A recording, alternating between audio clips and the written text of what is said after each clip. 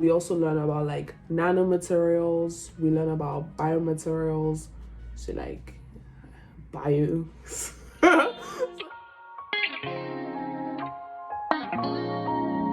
Hello, welcome to Materials and Me. Materials being the study of stuff and me being Erie. Okay, so what am I on about? What is material science and engineering? Because usually I have conversations with people and they're like, oh, what do you do at uni? And I tell them my course and they're so confused. Like, like, what does that mean? We're going to talk about what material science and engineering actually is, the different sections within it, what industries you can go into, and what A levels you need. So we wouldn't be a real university student if we didn't have references. So let's look at what MSCstudent.com has to say about the definition of material science and engineering. So it says material science and engineering is the interdisciplinary study of useful matter. I'm actually reading from my laptop because sorry. And then the other one is, material science is a unique combination of science and engineering, physics and chemistry, logic and creativity. Look, long story short, I'm learning stuff.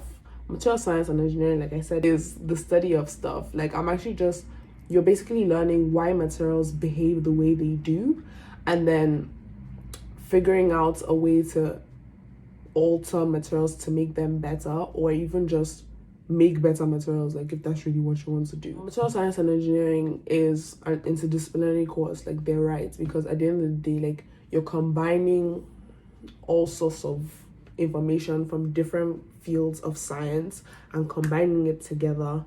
In material science and engineering, you basically learn about the main groups of engineering materials, so metals, ceramics, glass, what am I missing? Polymers, composites. And within that, we also learn about like nanomaterials, we learn about biomaterials, so like bio. So materials that can be used in the body, or like I guess for prosthetics and stuff like that. And then you have functional materials, so like magnetic materials, electronic materials, dielectrics, so like stuff you use in like your laptop and just tech. And then natural materials, so stuff like spider silk. I know.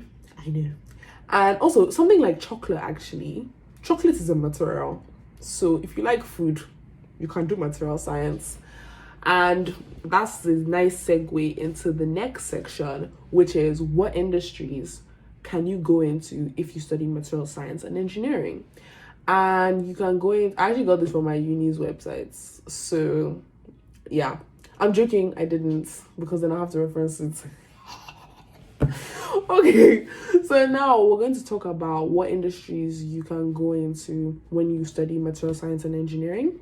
And you can go into manufacturing, which is why that's how I actually found the course. I wanted to do manufacturing. I think I still do. You can go into the renewable industry, so materials plays a big role in the nuclear industry. Not just that, you can do other aspects, so like solar, wind, whatever. And then you can work in healthcare, you can work in biotech, aerospace, transport. Materials is actually really big in aerospace. Like the advancements that have been made in that industry, I hate to say it, but material sciences played a big role. Like even just going from using what's it called, square windows on airplanes, like having those curves that they have, we did that. Yeah. You could also work in IT, like if you really wanted to, because obviously within like material science, like there is actually modeling, and I mean like modeling like on the screen, like using technology, not like modeling like walking. But yeah, there is modeling involved.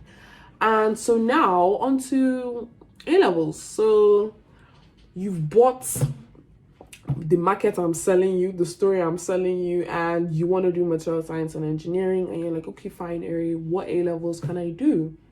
And because it is an interdisciplinary course, you it differs based on university, because at the end of the day, when you go into the whatever uni you go into, you're going to get a foundation. Everybody's going to get foundational knowledge in first year, so you don't need to worry too much, but you definitely need maths, chemistry, or physics. So the two out of those three subjects in most universities, like, that's what you need.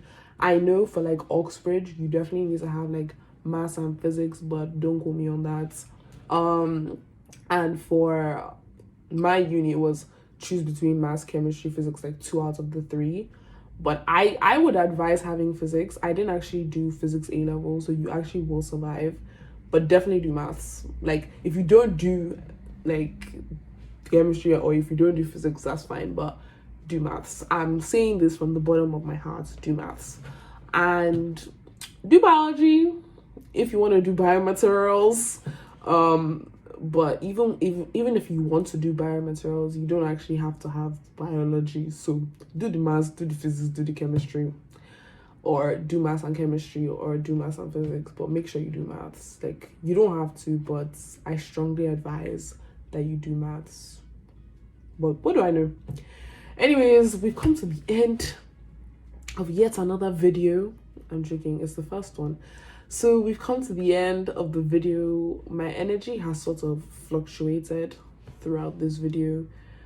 Like I said before in my intro video, if you've made it this far in the video, good on you, good on me. Let's keep doing this. Bye. Because it's interdisciplinary, I'm so sorry. Let's try that again. So, oh gosh, my hair is rough. Okay. So what industry